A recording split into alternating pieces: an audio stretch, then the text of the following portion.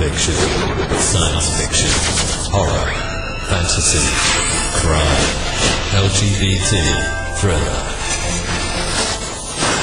You have now entered the House of Mystery with your hosts, Eric Shapiro, David North Martino, John Copenhaver, and Al Warren. Heard on KCAA 106.5 FM Los Angeles, 102.3 FM Riverside, and 105.0 AM Palm Springs. Welcome back into the House of Mystery. I'm Al Warren. We got Mr. Joe Goldberg in the house today. Happy to be inside. Good. Got to keep you inside. Keep the world safe. Away from people. Yes, away from all things that have a beating heart. We've got Gavin Stone dropping in from the UK. So, hey, Gavin, how you doing over there? Hello, nice to be in out the cold and in the house too. So you get everything you wanted on Valentine's Day, Gavin? I certainly did, but I can't say it on the air. No, please don't. This is a pre-show conversation, everybody. That we won't let you down on the joke. Yeah, no.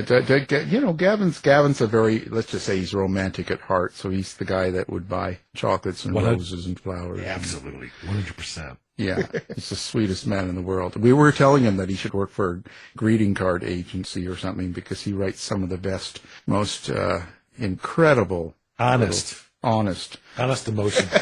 Honest, but they make you feel, right? I tell you, deep.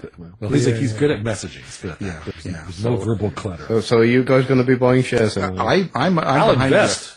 you. I'm behind you 100%. You know, me and my lawyer.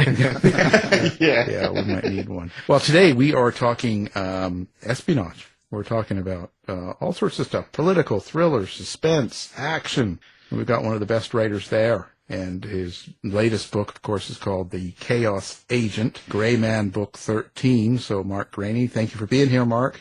Thank you so much for having me. Good to talk to you guys. It's a pleasure. You're doing really well, eh? You're like, last episode or whatever that was on Netflix was #1 in 2022, hey? The Gray Man. And you're behind it. How do you feel about stuff like that? Does it change you when you're in the writing world and setting out to do a newer book in the same series? No, I don't think it really changes anything. I guess I can picture the actors, in the roles, but I don't really do that. I never really flesh out. I don't see faces when I write the scenes. I don't really know how to explain that. I thought Ryan Gosling did a great job as the Gray Man in the film, but the movies and books are different. The books are a lot grittier. So, it doesn't really change things that much. I'm glad they did it, and they're supposed to do a second installment of it. And, I sure hope that comes together, but, it's all the same to me. I'm usually writing 2 books a year, so my nose is in that almost all the time. Well, Gosling, he's Canadian, so that's why he did such a good job. There you go. Well, and so how do you keep it fresh then? How do you keep it going book after book with the same character? That's the toughest thing, and not just the same character, because I write other stuff too. So this Chaos Agent is my 24th published novel since 2009. And they're all in the same genre. If I wrote in different genres, it'd probably be easier. So I don't ever want anything to feel like something else I've done. And so it gets really tough as time goes on.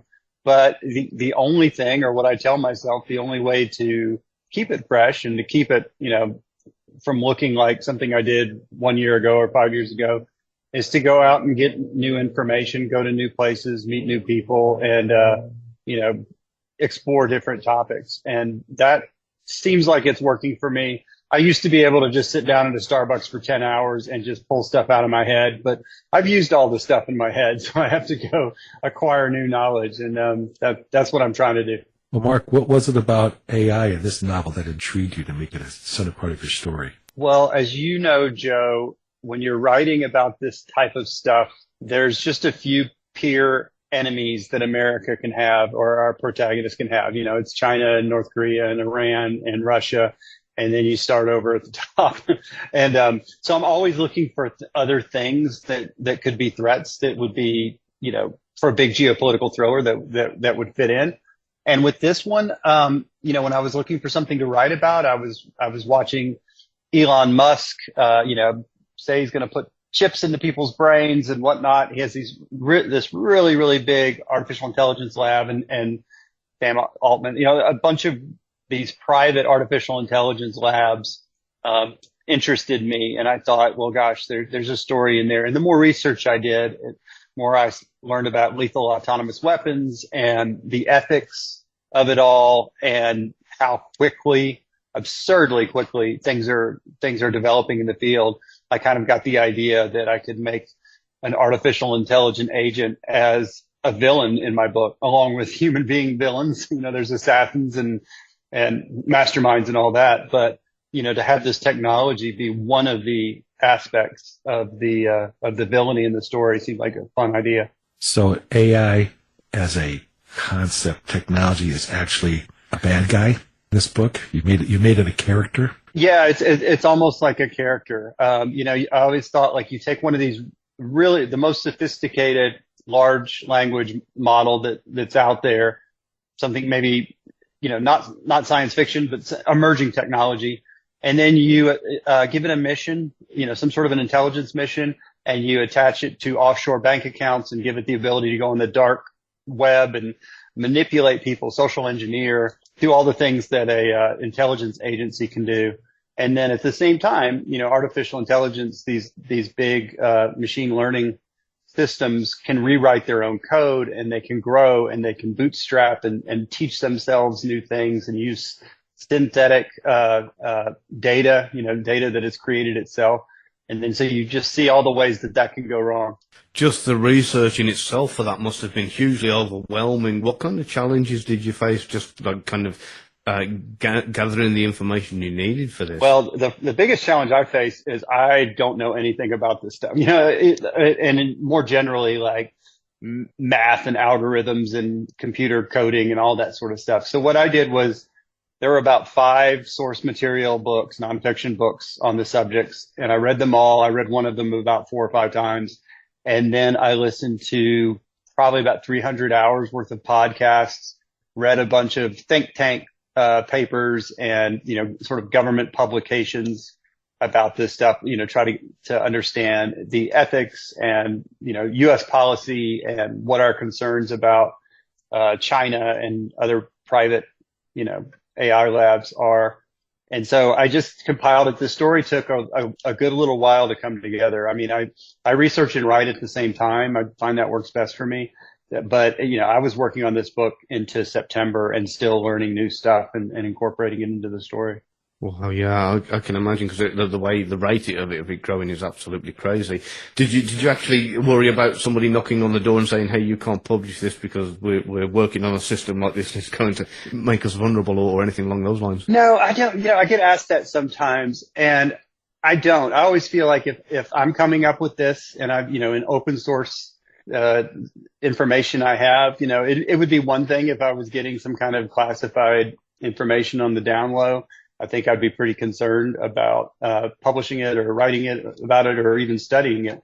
But everything that I do is pretty much open source. I mean, I've definitely had people tell me things they shouldn't have told me along the way, but I'm pretty good at going like, yeah, I bet they would probably rather they didn't just tell me about that, capability on that ship or something like that. It's like, that's probably not public knowledge. So I'm just I'm not going to write about it. I'm not looking to be a treason, to commit treason as I write these action novels. That's mine and Joe's specialty. Yeah. If you go missing, we'll know why. Yes, yeah. It'll probably be some, bad actor. It would be a cartel thing, or Mara Salvatrucha or somebody like that. It probably wouldn't be anyone as sophisticated as the government. And so when you're writing these characters, do you write it from within the character? Do you get into their mindset? Do you see it like a movie or hear it, or how does that process work for you? I really like the psychology that comes into the stories, because it's like you build this character who, is improbable. I mean, I don't know, Joe, how many assassinations you committed with the agency, but it's probably it was probably under 100. I don't know that, but less than a handful. Less than a handful. Okay. So you're creating this character that on its surface is a little difficult to believe, but you do everything you can to sell that to the reader by getting as much good information as you can, and also exploring the psychology of the character. If you were an assassin trying to live off grid in Central America, and you were in love with a woman who herself is a former Russian intelligence agent, and you feel like she's lied to you, are you going to build up all the walls that you've broken down just for this one person? It seems like you probably would. So I like to get into the characters that way. I don't, I guess I see the action scenes like a movie, but everything else, all the dialogue and stuff, it just comes from me. Writing the characters, like learning about the characters as I'm writing. So I literally will have characters talk to each other, and Mark Greaney goes like, oh, that's interesting that they said that, or it's interesting they reacted that way. And I always like when that happens, because you feel like you're generating something unique that way. Well, that sounds like Gavin's life, falling in love with a Russian, and she lied to him and sent her a bad greeting card then. Yeah. Yeah. Well, and so when you're living through these characters, like you're going through it, how do you think the process of each book changes you? I think I have a similar worldview to my hero. And so I like learning about these specific things. I mean, the stuff I learned about artificial intelligence is pretty scary, and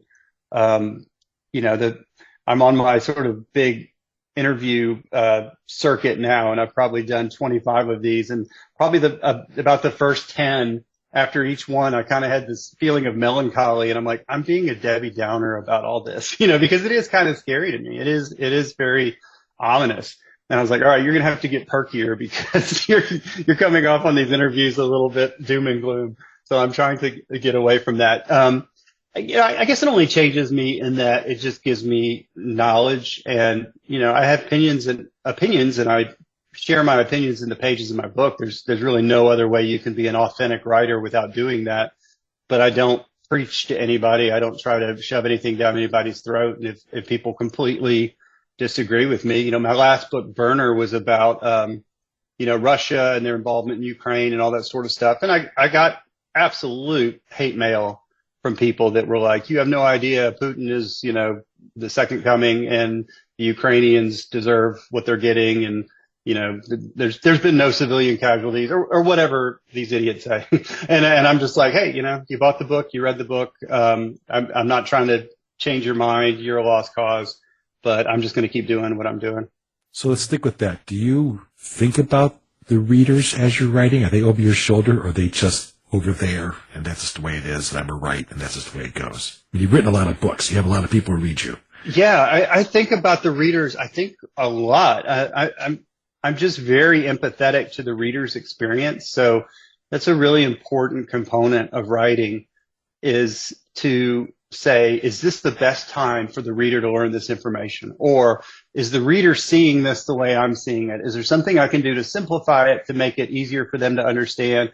Is there something I can do to bring the reader back into the hero? If the hero's flying a jet fighter, I might talk about, the taste of plastic through his air tube, or something to bring the reader into my point of view's character in some little way, subtly. So I do a lot of that. And I try not to make my big action set pieces too complicated as far as like the logistics, because then I think, all right, am I getting too in the weeds? And, I can picture it because I've seen this place, or I drew a map of this place, but the average person can't see this. It's funny. I had a conversation with one of the screenwriters of The Gray Man, in LA a couple years, or last year. And he's like, wow, I really love your books. This book is your best. This is your second best. Like, very, opinionated on him. And I love that. And he's like, if I could just make one suggestion. And I'm like, oh, here it goes. He's like, too many abandoned warehouses. And as soon as he said that, I never thought about it, but as soon as he said it, I'm like, oh my God, you're completely right.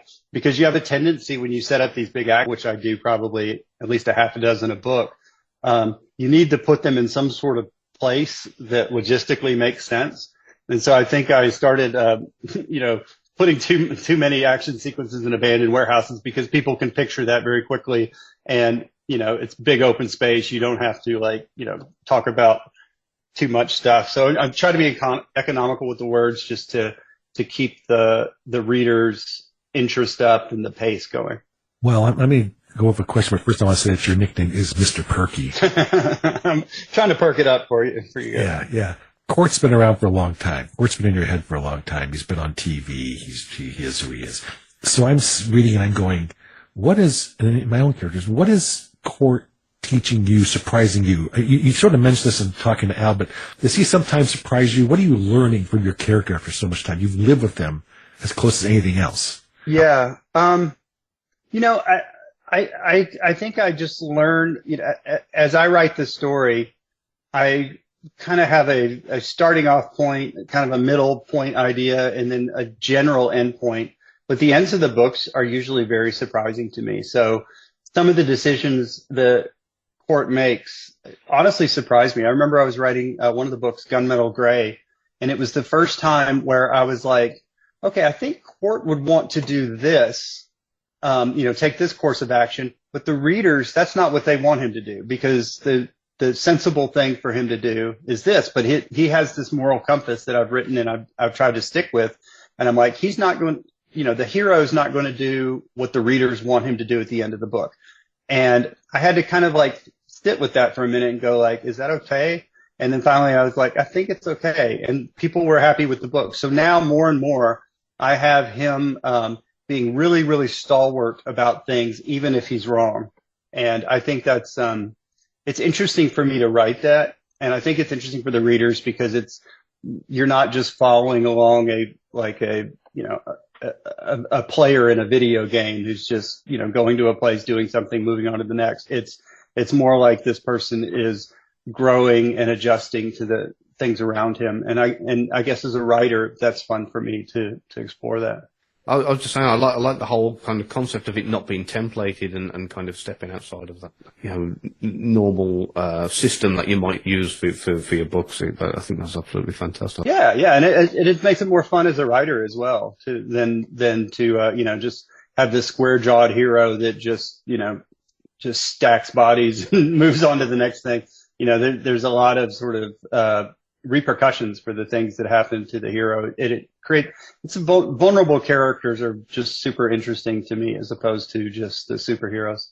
Well, then how does it stay interesting to you then? Because you're writing books, you have this character, he's developing, the plots may change, it's bioterrorism today, we're AI tomorrow, but you're the writer, you have to sit down and do this, you're pounding 2 books a year. How do you stay fresh personally? At the beginning, and you guys, this, the beginning of the process when you have your general idea about a book, it's so perfect and it's so exciting. And you're like, this is going to be so much fun to write. And then when you get into the nitty gritty and you have all the self-doubt and you've, written yourself into corners in 12 different ways, the middle of a book is a slog. I always say that like, nobody wants to be around me in July because my books are usually due in August.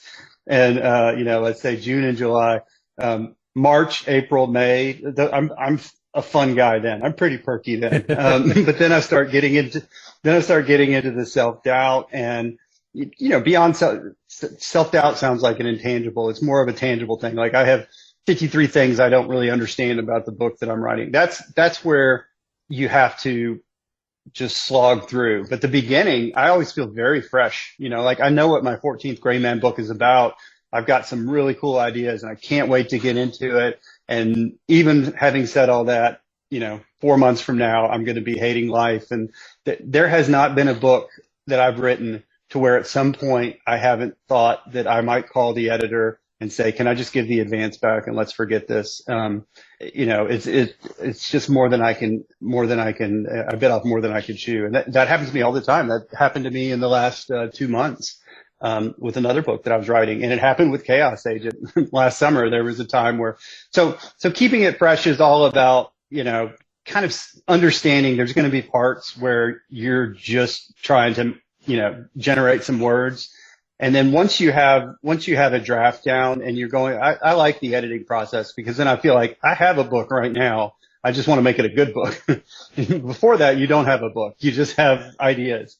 And so, the freshness comes from having this fun, exciting idea at the beginning and, refining it and editing it at the end. It's the middle part that's so much trouble. I am going through that cycle right now. I have the same thing. I am hitting the boy, why am I doing this wall? And absolutely. And it's so helpful for me as a writer to, just be sitting there having a beer with Brad Taylor or Josh Hood or anybody and hearing them go through the same thing. And, it's like, hopefully I'm there going like, you're not crazy. And they're telling me that I'm not crazy. It's just all part of the process. Yeah, I generally, when I get to that point, I'll shut the laptop and I'll leave it for a few weeks if I need to and just say, right, that's me, I'm having some time out. And then a few weeks later, I'll go back to it and then I'll start again and get all excited again going through it all. I don't know if you've ever tried that, but it's worked for me. Yeah, absolutely. And honestly, the one thing that helps me on the day is just backing up a chapter or two chapters and just reading. And you're like, okay, I'm going to do a little editing. I'm not being super productive right now, but I'm going to get something done. And then once you catch back up to that place where you've got that massive hole that you could fly a plane through, then, you've kind of tuned back into the story and you can get through it a little bit. That doesn't always happen. Sometimes I do just close the laptop and be like, well, I guess I'm not writing today. Because I'm writing backwards. I'm making things worse instead of better. That's when it's time to walk away. Mm-hmm, yeah. So something you mentioned to Joe there about when you were writing, like if you had to write a jet fighter scene, you talk about the plastic in the mouth, that kind of thing. So when it comes down to writing these particular things, these events, if your character has to do something, is this something you like to try and go out and personally do an experience, so you're writing from experience, or do you go out to kind of interview, if it's like a halo jump, for example, do you go out and find people who've done halo jumps and get the information off them, or do you go and try and do it for yourself and write from actually having done it?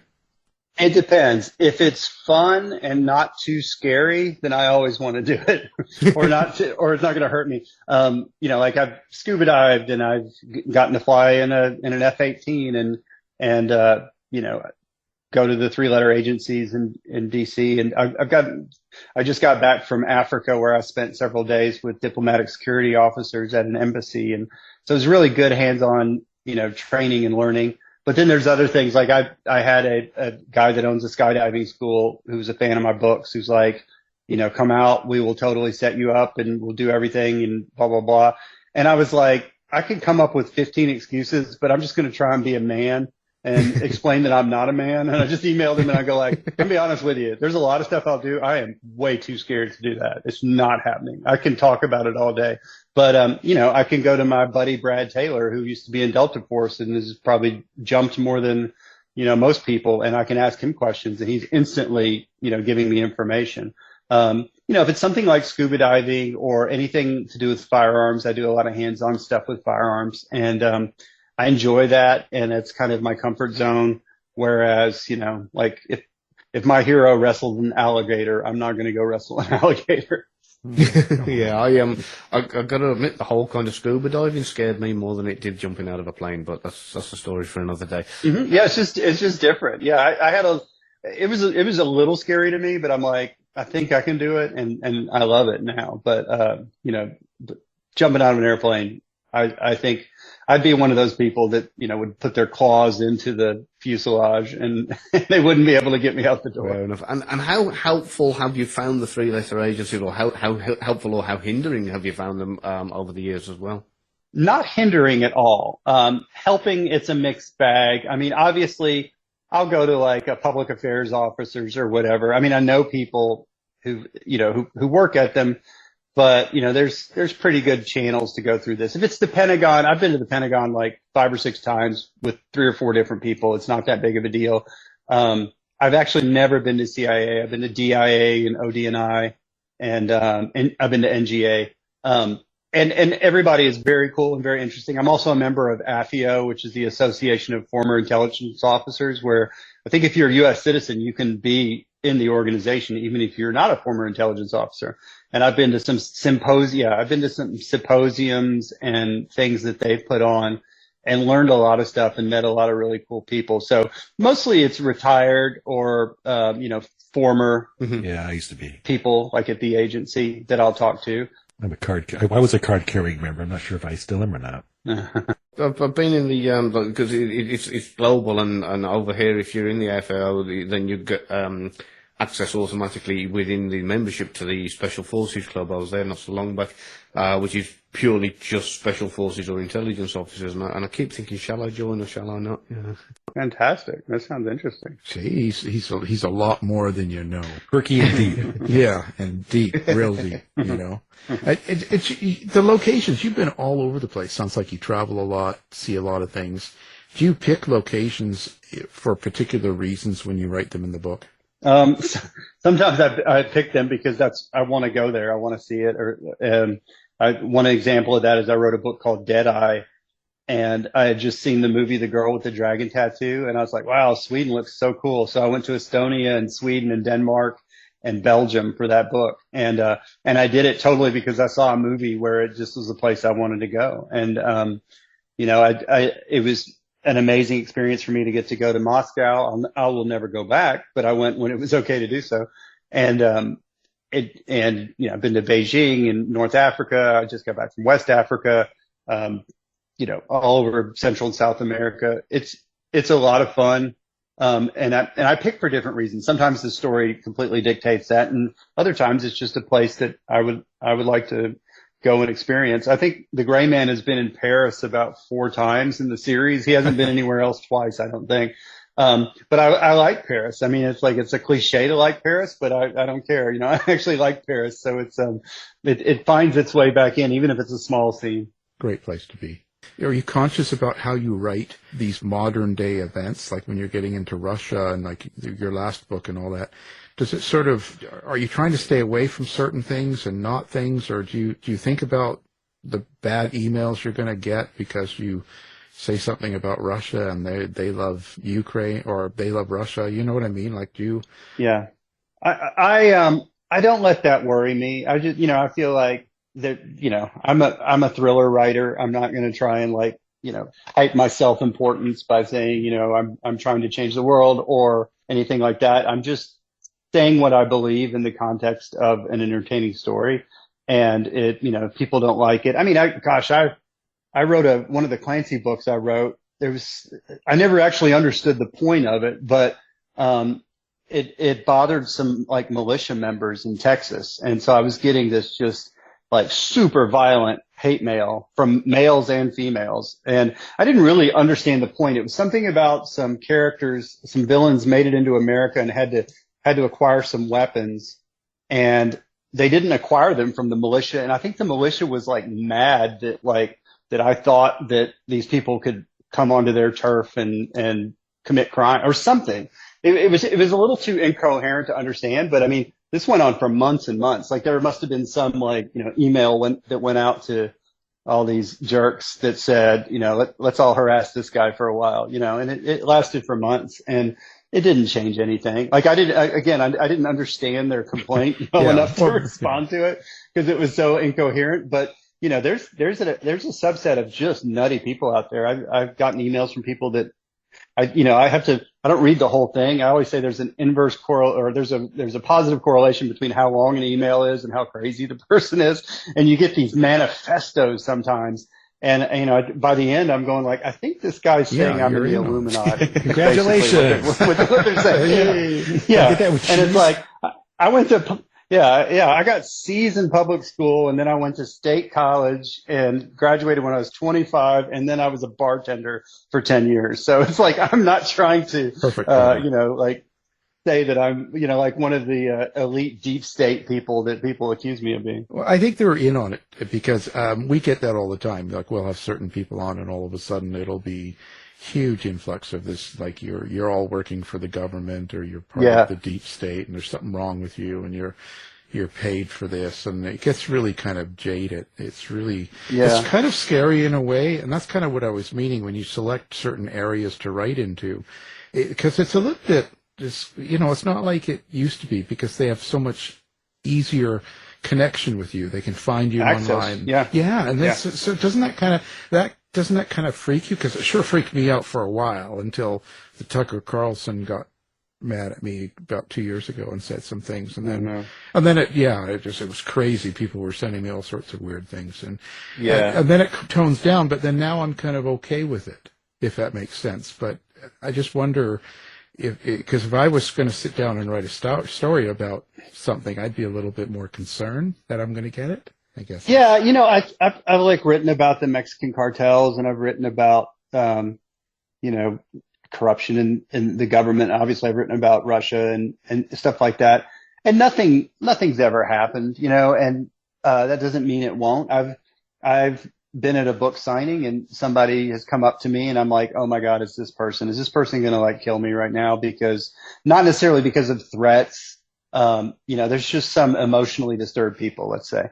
And, some people have this, perceived relationship with you and you're just like, okay, that person's unpredictable. If they were just mad, that would be one thing. Or if they were just evil, that would be one thing. But the fact that, I don't really understand this person's brain and, they've flown into town to meet me at a signing. It's a little bit like, yeah, I have no idea what's going to happen in the next 90 seconds, but it doesn't happen that much, and 95% of all interactions with, emails I get are, positive in the sense that, they're nice, normal people. Like they might not like the book, or they might want to tell me, on page 423 of this book you wrote in 2009, you said this, and, the actual street in Botswana is called this, but that doesn't make me mad. It's a little pedantic, but, I always say I never call it fan mail. I always call it reader mail, because if you read through it, they're not all fans. Well, let's pivot to the other side of the human spectrum. My quick story. 10 years ago, I sent out of the blue, out of nobody, sent a note to this guy named Mark Greaney, who's a famous author, say, hey, can you blurb my first book? And Mark did. Became a bestseller because of Mark. And I've always appreciated that. And Mark and I have kept in some contact throughout the years. Actually, we met each other for really the first time just recently after all this time. Yeah. That's what I was thinking in San Diego, right? Yeah, San Diego. All this time we've been noting and emailing, and so here we are again in the same room. I know. Thanks for recognizing me. But for those who are listening and maybe authors or thinking want to be writers and authors, that's a big moment for a guy like me.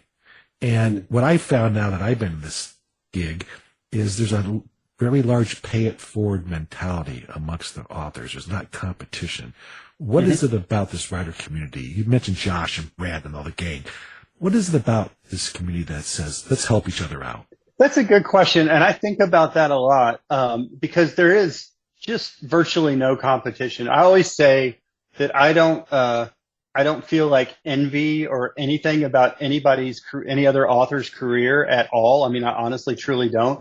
But I do feel this like soul-sucking envy when somebody comes up with something clever and I didn't think it up. I mean, I like anger. It's like I'll read this person's book and I'll go like, oh, that was mine to discover, not this guy's. But when it comes to like how successful somebody is, it's like I want everybody, right there, with all together. I kind of like the camaraderie of it. And I've had friends, unfortunately, that had books that came out. Their first book came out about the same time mine did, and they had a couple of books and then didn't really get the traction. And I don't see those people anymore. So I'm always kind of rooting for everybody. I've made the joke with Brad Taylor, who's a really good friend of mine.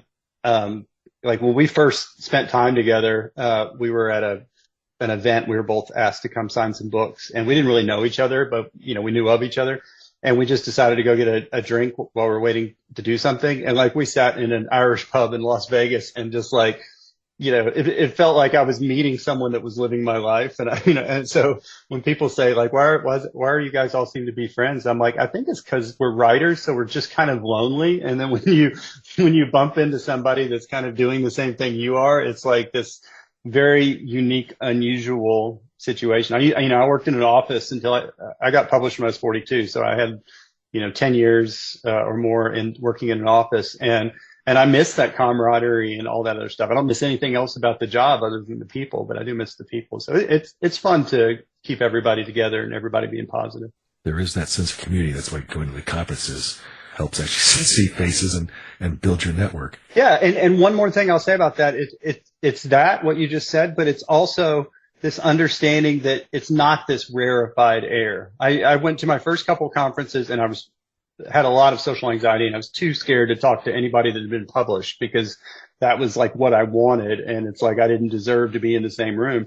And now that I'm a published author, I'll be standing there at a coffee shop, at a conference, or at the bar with 10 other like published authors, Brad Thor, people like way more successful than me. And somebody will come up and start talking to us who is, trying to be published or there for maybe a workshop or something to learn about writing.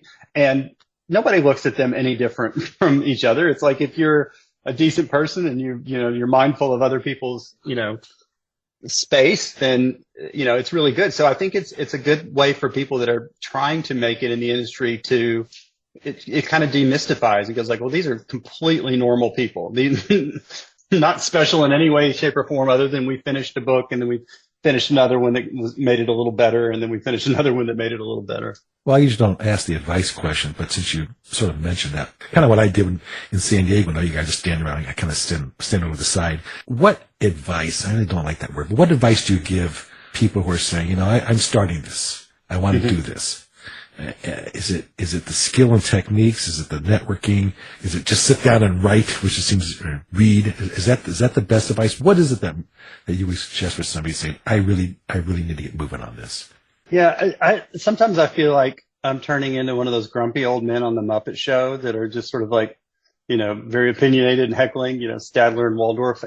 But honestly, I just, people just be like, oh, what inspiration can you give me? And I'm like, yeah, if you need inspiration from me, it's not looking good for you. It's like, I write because I wrote because I enjoyed writing and, thought I was getting slowly better, but it wasn't about, I've got to go meet Brad Thor or Vince Flynn or somebody and that they're going to tell me something that's going to make me a writer. It's like, I don't think it really works like that. It's got to come internal. The networking stuff is super, super important, but you've got to know that you have something. And so I feel like the advice I give would be, have confidence, but have confidence from something tangible that you've done or created or are working on or something like that. I think there's so many people are all about sort of self-confidence, that self-confidence is like the only tool in their toolbox. And that doesn't really make sense. You need to be confident from the fact it's like, well, I don't have a book out yet, but I got this short story as perfect as I could possibly make it. And I really like it. And I'm working on this and I have this idea, you're a writer at that point. But if you're, say you're a writer and because you're super self-confident and you're out networking, you haven't put the work in yet. So it's all about the work. Have you ever been like kind of halfway through a first draft or something? You think this is a really brilliant idea. This is like so realistic, and you're really into it, and then you see it happening in real time on the telly, and think, oh, now everybody's just going to think I've copied the news, or another author releases it, and you think, no, that was mine. That was my baby.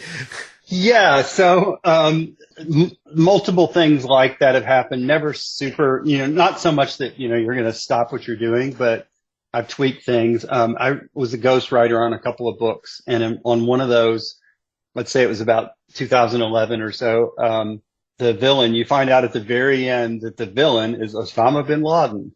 And I turned the book in, everybody was thumbs up, it was looking good, it was coming out in 4 or 5 months, and Osama bin Laden got killed.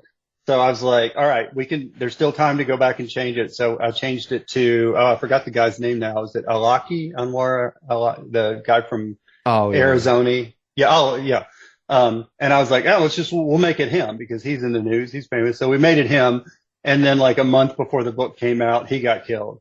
And I'm like, all right, you've flown too close to the sun too long with the Clancy books and your own books, trying to get those details right. But, it's part of it. I always think of that book, the incredible book, 6 Days of the Condor. You might have read it.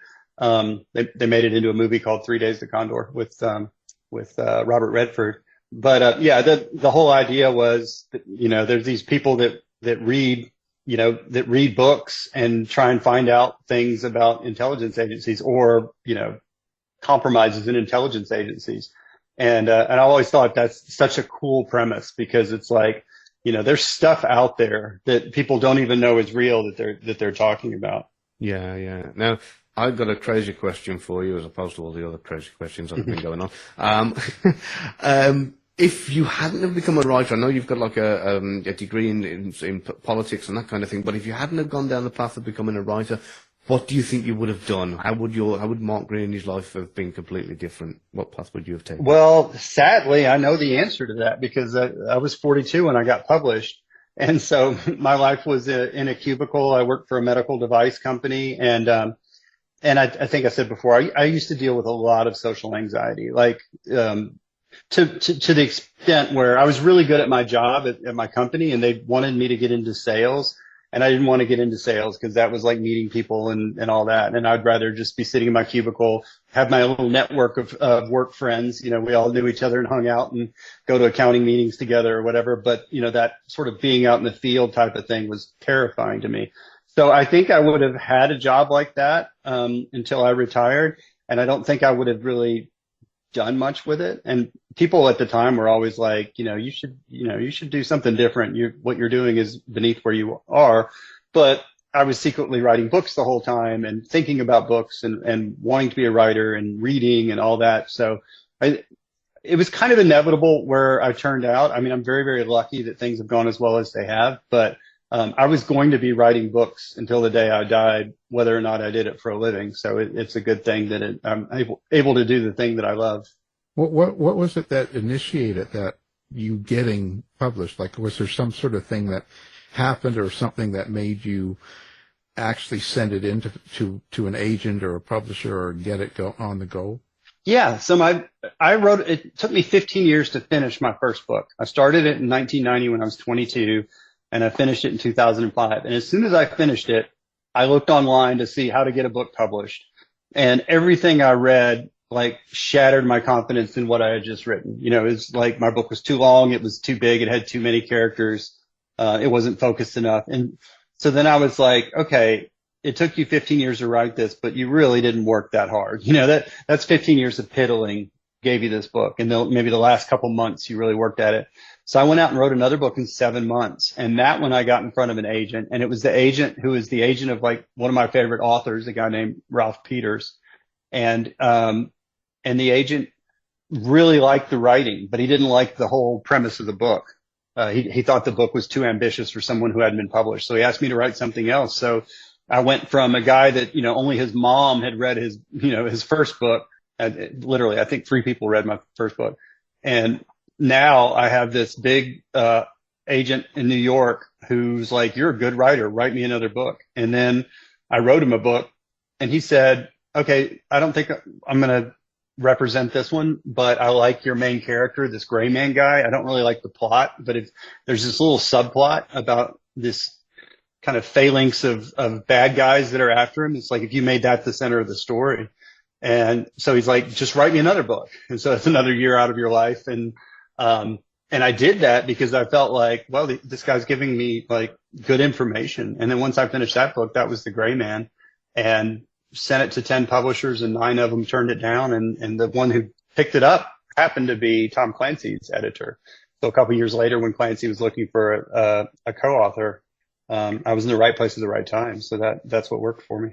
So you say you've written all that time, and you've written 24 books, and they've all been based in the same genre. Is there a To Kill a Mockingbird by Mark Greaney sitting on the computer somewhere? Do you want to get out of this genre and write something else just to be fresh and different and see if you can do it? I wish I did. I don't. Like, I like staying in this genre. The one exception would be I could see myself writing a nonfiction title at some point in my life, like really getting passionate about something I was researching for a novel and going like, I really want to get that out there in a nonfiction sense. I think that's a goal of mine, but, I'm fortunate enough that I have more work than I can handle as it is. So I'm not sure when that'll be, but, I have a romantic suspense idea that I'd like to turn into a novel, but it's still kind of in the espionage genre. It's still a thriller. It's just different from, an action spy thriller. It's more of a cerebral, thing with a romantic side to it. So I wouldn't call it a different genre, but it's probably as far afield as I will ever go. Close enough. Yeah, close enough. Joe must have read my mind because he kind of stole my question there. That was what I was going to ask. So I'll go a different way and just say if there's anything you could go back and change or anything you'd do differently, what would that be? Career-wise, that's actually an easy question to answer. In fact, I talked to schools and I spoke at my the commencement for my university last year, and I just want to hammer to young people that like the one superpower that I know of that you can have is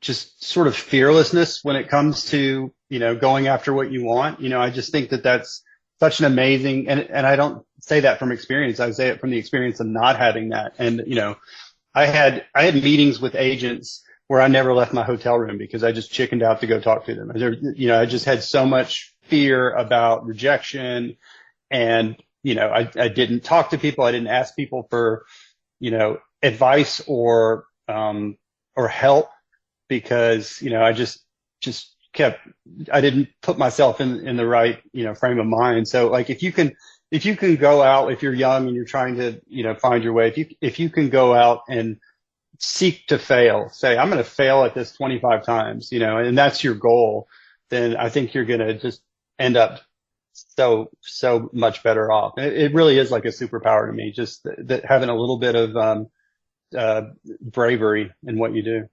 Or some whiskey. Thank you. yeah, I've tried that. That helps for a minute.